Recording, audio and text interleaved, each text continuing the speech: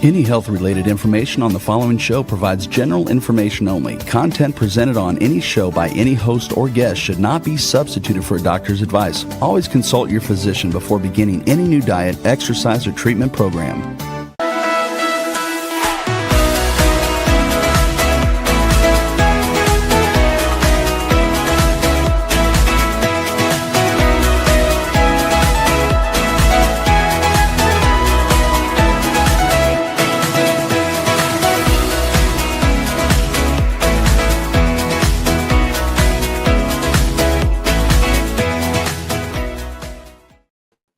Hello, everyone, and welcome to 5 to Thrive Live. I'm Carolyn Gazella, and I co-host this show with my good friend, Dr. Lise Alschuler. Our topic today is such an important one, and it's something that I'm very interested in, which is protecting and enhancing brain function. And I have the perfect expert joining me. Dr. Jacob Teitelbaum has been on the show before because he is truly a wealth of researched and reputable integrative health information. He is the author of 12 different books, and he is the lead author of 8 studies and 3 medical textbook chapters on effective treatment for fibromyalgia and chronic fatigue syndrome. But before we begin, I'd like to thank our sponsors, beginning with Cetria, a patented form of glutathione, clinically proven to raise blood glutathione levels. Glutathione is the master antioxidant and the body's primary defense against free radicals. It also helps support respiratory health. For more information, visit cetriaglutathione.com. Also, cognizant acetylcholine, which is nature's way of keeping the brain's energy-producing centers firing on all cylinders. If you're looking for a way to enhance your brain function, including memory, focus, and attention, look for Cognizant on the label or go to cognizant.com for more information. ProThriver's Wellness Brain is a product that contains Cognizant as well as other brain-supporting nutrients and herbs. You can find ProThriver's Wellness Brain online at pureformulas.com. There's also ProThriver's Wellness Sleep, which combines higher dose melatonin and other sleep-supporting natural ingredients specifically designed for thrivers. You can find ProThriver's Wellness Sleep also at pureformulas.com. And Dr. Ohhira's Probiotics. It's a best-selling probiotic for more than 30 years. And it contains 12 probiotic strains that are shelf-stable, so no refrigeration is required because of a unique 3-year fermentation process. It's a very effective probiotic. Learn more at drohhiraprobiotics.com. Dr. Teitelbaum, thank you so much for joining me. Carolyn, aloha to you and to everybody out there. And we're going to have an exciting day today. We're going to teach you how to keep your brain healthy, thriving, and optimized.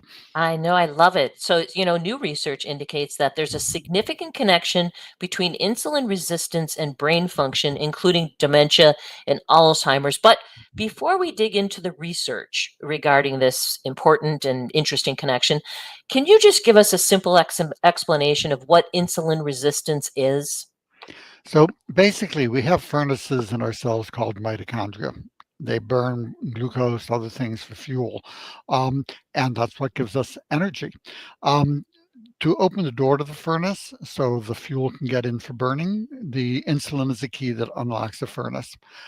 When you have too much sugar in your system, the key doesn't work. The insulin gets stuck. The body is resistant to it. You can't open the furnace, so the sugar is building up in your blood, but your cells are starving. Mm-hmm.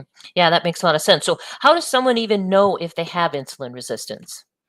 Well, some of the easiest things, first of all, if you have a high sweet tooth and you tend to high blood pressure, you tend to high cholesterol, you tend to diabetes, all of these things are weight gain around the abdomen. All of these are suggestive of metabolic syndrome, which is another way of saying insulin resistance.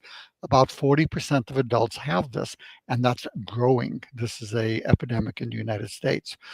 So basically, if you're overweight and sugar crave and a tendency to high blood pressure or even peeing a lot, it's time for you to suspect it and take simple measures to prevent and reverse it. Yeah, and I like what we're going to talk about today. These are all great things that are going to help health on many levels. So I like your strategy. You often get like 2 furs or 3 furs for some of the strategies that you're recommending. They do multiple things in the body. But let's start with the research. So new research came out this year. So tell us about that research regarding this important connection. The study was a large study, and it looked at insulin resistance in people with what's called mild cognitive dementia or impairment, early dementia, basically MCI.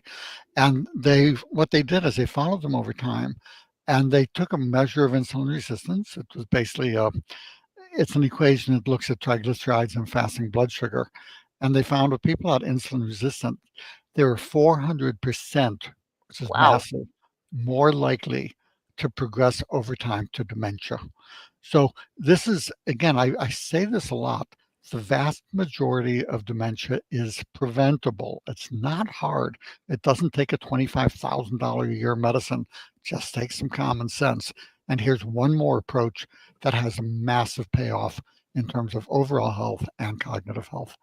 Yeah, and I have to be honest that I've been writing about this since 1992. I would have never connected insulin resistance with brain function and dementia and Alzheimer's. So I love this new research because, as you mentioned, this is something preventable. This is something that we can reverse. So it's become apparent that if we wanted to protect brain health, we also need to address insulin resistance. So let's start where you and I like to start with diet. What should we be doing from a dietary standpoint to either reduce the risk of insulin resistance or reverse it? Well, Carolyn, it's interesting because if you look back 300, 400 years ago, the medical anthropologists have shown that adult diabetes was extremely rare. You saw childhood diabetes like you do now, but this adult diabetes, which is affecting a third to 40% of the population, you didn't see it. It was really rare. And then as the Western diet came in, all of a sudden we see the epidemic. And it got traced back to one, cut down the sugar. We get 140 pounds of sugar per person dumped in our diet each year in food processing. Number two, increase the fiber, fruits, vegetables, things like that. It's okay to have fruit. Don't have fruit juice. An orange has 2 spoons of sugar and plenty of fiber. Enjoy it. 16 ounces of orange juice, that's like 8 oranges worth of sugar. That's insane. Just go with the fruits, vegetables, uh, whole grains, fiber, and then go for walks in the sunshine. These simple things make a big difference. Not just will they keep uh, your diabetes away, they will keep your weight down. So let's go back to the decreasing sugar because that is a problem that a lot of people have. What are the most egregious dietary sugars that people are ingesting that they can kind of start? Like, where should they begin when they're cutting back sugar? Cut out the sweet drinks. Hmm. So again, it's funny when I talk to people and say cut out sugar, I see suddenly they go to the thing that gives them the most pleasure in their lives, and I say, keep that. Yeah. As living enjoyment is. Get rid of the sodas. And Zevia has a nice stevia sweeten. Again, there's a lot of issues with the artificial sweeteners, but the stevia so far seems to be coming out pretty well.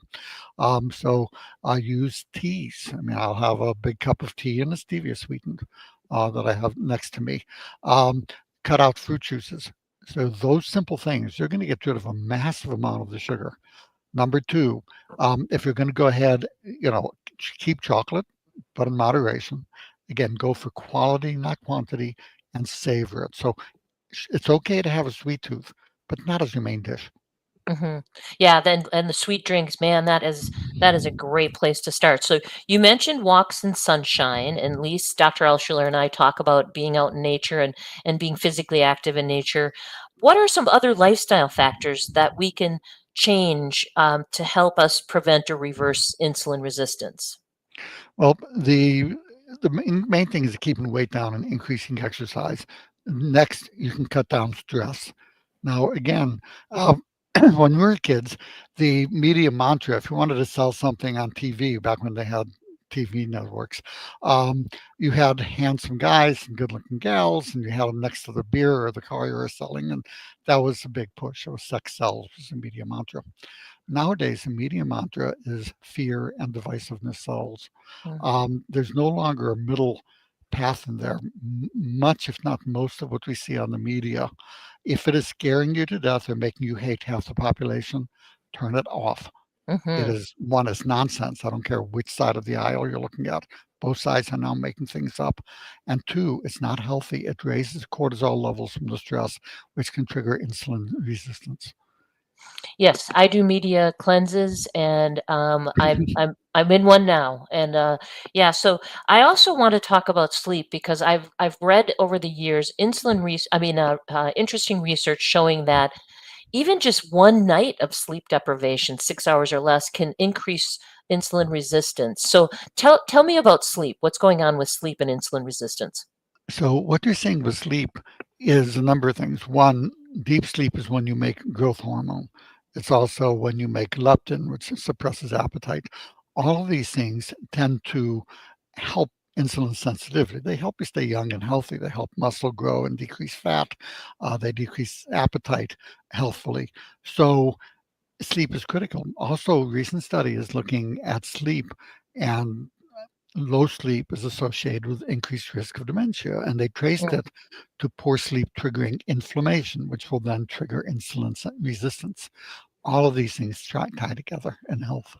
Absolutely, and also lack of sleep encourages and enhances obesity. You become overweight when you're not sleeping as well. Yes, you get an average 6.5 pound weight gain, and 30% increased risk of obesity in people who are not getting optimal sleep.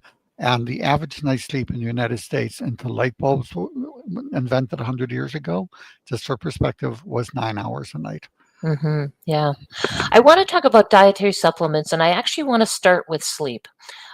What is your view? I'm not sure that you and I have had this conversation about your view of dietary supplement interventions for sleep. Things like melatonin or valerian or lavender, or I mean, do you use those? Do you recommend those to your patients?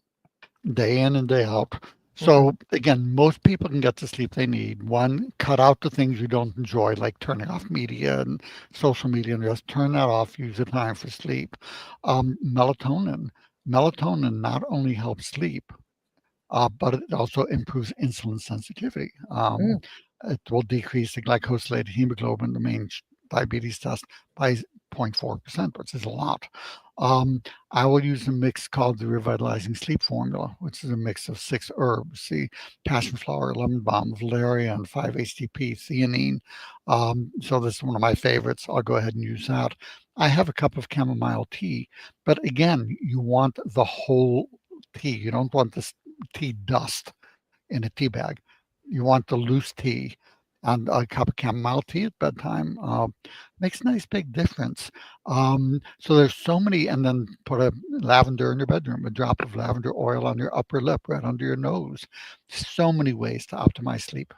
Yeah, and you just gave an example of recommending something, a dietary supplement that has dual advantages. Melatonin will help with sleep, but it also helps with insulin sensitivity. So let's talk a little bit about insulin resistance and supplements. Are there Mhm. supplements that can directly, indirectly, or however you'd like, help with insulin resistance, either reverse it or prevent it? Absolutely. If I have somebody with diabetes or even metabolic syndrome, I have a nice simple threesome that I give, and actually four things. It will reverse diabetes in a large percent of the population. If you look at the usual test called glycosylated hemoglobin, normal is 5.5. Over 6 is considered insulin resistance. 7 or less is well-controlled diabetes. 8.8 is poorly controlled. So I can decrease that. The studies show you can decrease it by 2.4%, which is enough to take you from poorly controlled diabetes to non-diabetic by taking three simple things. One is an herb called Hintonia latiflora. It's available as Sucantral D in the United States. Can you spell Um, that? Can you spell that for me, Dr. Teitelbaum? Sucontral, and then capital D. It's available from Europharma or Euromedica, Got it. both. The second is berberine. So the studies show now it takes a year to see the full effect of these. You'll see a 0.9% decrease on average after 1 year with the Sucantral D.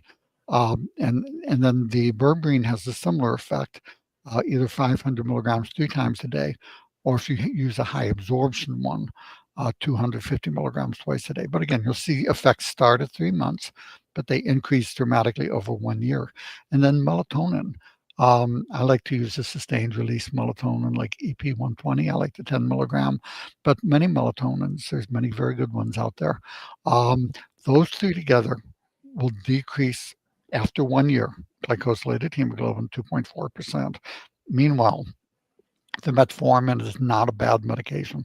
A lot of people like to slam it. The main problem is it will cause vitamin B12 deficiency, often with normal blood tests.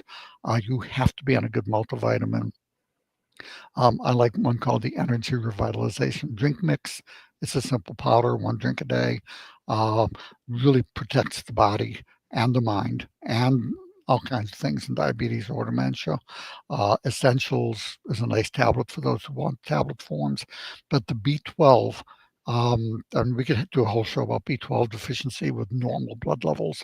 It's just a major problem, and you need a multi with at least 100 micrograms of B12, especially if you're taking metformin, which will cause B12 deficiency otherwise.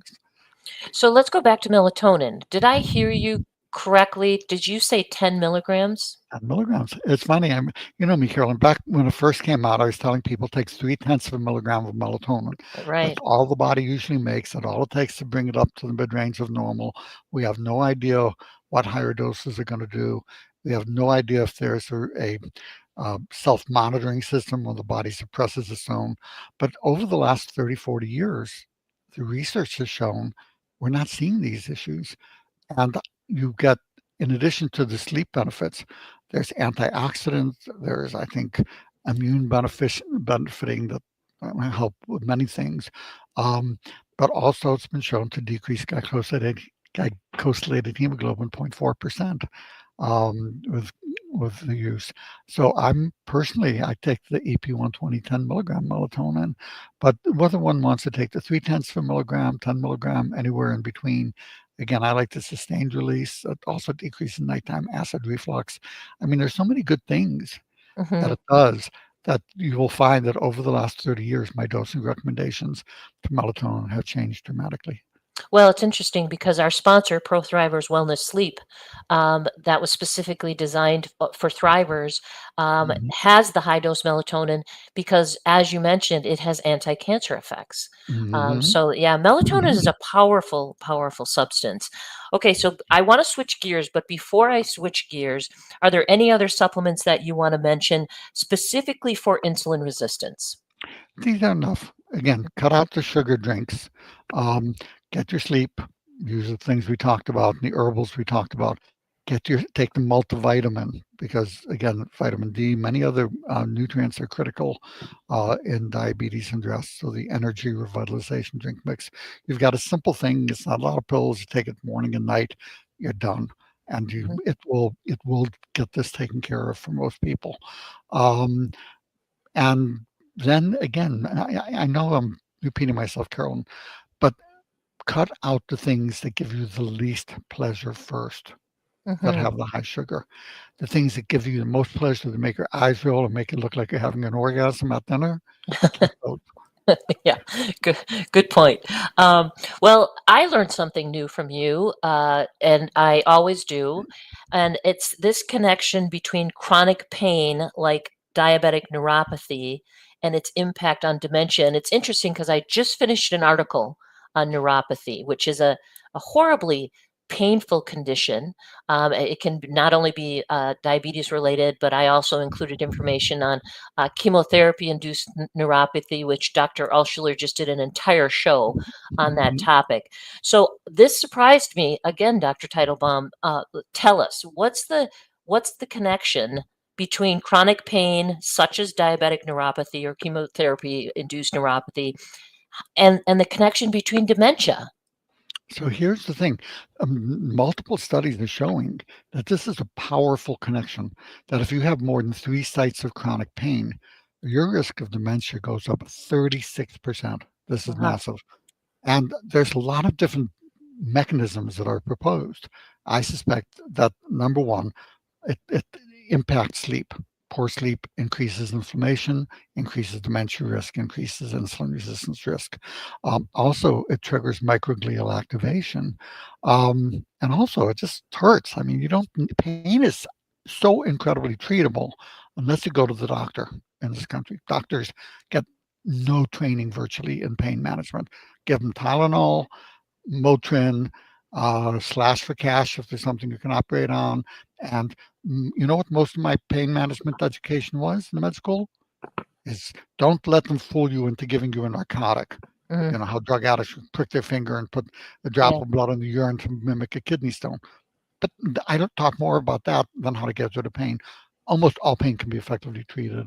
Um, you give lipoic acid, you give acetyl L-carnitine. So whether you look at the chemo pain or diabetes pain, both of those help. They give the PEA, and I'll use one called PEA Healthy Inflammation Response. Over 200 studies um, with that. And PEA regenerates brain cells as well as getting rid of pain and microglial activation. People who like, for those who would like, because I know I talk quickly, if it's okay, I'll give out my email address. I'm happy to send free information sheets on preventing dementia, on treating diabetes, on addressing chronic neuropathy, or using PEA for pain. And if those who would like, my email address is fatigue, that's FATIGUE, DOC at gmail.com. And you can Perfect. ask for the pain, neuropathy, diabetes, or Alzheimer prevention, or all of the above information sheets. Yeah, I highly recommend our listeners reach out. Great information. And it is interesting. So, when I was writing this article on neuropathy, I was actually quite shocked that conventional medicine has very little to offer. And you mentioned NSAIDs, and they don't work with neuropathic pain. So then that there's an escalation, and all of a sudden they are prescribing like high dose opioids or anticonvulsive meds or antidepressant meds because there's so much depression with chronic pain. So it is something really interesting. Now, I want to go back to this 30% increase. When you said pain, did you say something about 3 points of pain? So do you have to have three different types of pain, or what, or did I miss that? Even one area of pain is Okay. associated with increased risk, but the more different areas of pain that you get, the higher the dementia risk. So using three as one level, that was associated with a 36% increased risk of dementia. Now, you notice we throw out little numbers here like 36% increased risk with this very preventable thing, 400% increased risk with this common preventable thing. Most dementia is preventable. But the doctors, I still boggles my mind. I remember a recent presidential debate, and they're talking about should Medicare cover this new like $25,000 a year drug for dementia that probably does like 5% effect and Mm-hmm. ignores its folic acid, Mm-hmm. B12, all these natural things, the things we talked about today, are way, way, way, way, way, way, way, way more effective with side benefits instead of side effects, Yeah. but we don't hear about it. Yeah, I mean, even I learned that saffron, not only Mhm, with chemotherapy-induced neuropathy, but also diabetic neuropathy, the studies are phenomenal. It's a mhm. great natural product, and I also do want to give Dr. Alschuler's show a little plug. So if you go to ithriveplan.com and you just scroll down, you'll see that show. So if you have somebody that's struggling with neuropathy, because it is a very hard to treat painful condition, go to ithriveplan.com and look for Dr. Alschuler's show. So, when it comes to chronic pain, what is your final advice? Because that is a tough one. What's your final advice if somebody is listening and they're struggling with chronic pain? Pain can be effectively treated. Your doctor just is not taught how. There's four key domains of pain management, and most people have several of these active at once. They're not hard to treat. Number one is low energies, causes your muscles to get locked in a shortened position. Take a good vitamin powder like the Energy Revitalization Drink Mix. That will give your body a lot of energy. The muscles will relax. Two, treat inflammation, curcumin, boswellia, all kinds of things like that. I use something called Curamin. Very simple thing. Give it 3 months, 6 weeks for the Curamin. It's a pain relief miracle. It will balance inflammation. Get your sleep and stuff that's in there too. Number three, if your pain is chronic, you do have brain inflammation called microglial activation. the PEA. We talked about the PEA information sheet, palmitoyl ethanol, blah, blah, blah. Over 200 studies, especially including neuropathy, dramatic decrease in pain after 3 months of use. And number 4, if neuropathy is present, again, there's a chapter from my old book, Pain Free 123. You email me at fatiguedoc@gmail.com. I'll send you the chapter. It'll go through dozens of nutrients and standard medications, but these are usually low cost, so nobody talks about them, and give you a protocol going, start here and just work your way down till the pain is gone, because neuropathy pain is more challenging, but it's really, really, really, really, really treatable. Yeah. And again, I use the best of natural and prescription. I'm not against prescription medications. I'm just against the insane way they're used based on profit rather than science. Right. Yeah. So that's fatiguedoc@gmail.com. What is your website? I'd like to have people know where they can find out more information about you. So the supplements I talk about are available most everywhere, any health food store, Amazon. You can find them. My website is that's E-N like Nancy, D like David, fatigue.com. My website for information is vitality101.com. What I'd recommend is my book, From Fatigued to Fantastic, shameless plug. It will go through each kind of pain and how to make it go away. Yeah, it's a bestseller. I highly recommend it as well. Well, Dr. Teitelbaum, this has been very informative. Thank you so much again for joining me. Always a pleasure. All right, well, that wraps up this episode of 5 to Thrive Live. Once again, I'd like to thank our sponsors, ProThriver's Wellness Sleep Formula, Cetria Glutathione, the superior glutathione and support liver and immune health, Cognizant Citicoline to help enhance memory, focus, and attention, Dr. Ohhira's award-winning shelf-stable probiotic, and once again, thanks for listening, and remember, you can find past shows, including that one that I mentioned from Dr. Alschuler and her guest, at ithriveplan.com. That's ithriveplan.com. Thanks for listening. May you experience joy, laughter, and love. It's time to thrive, everyone. Have a great night.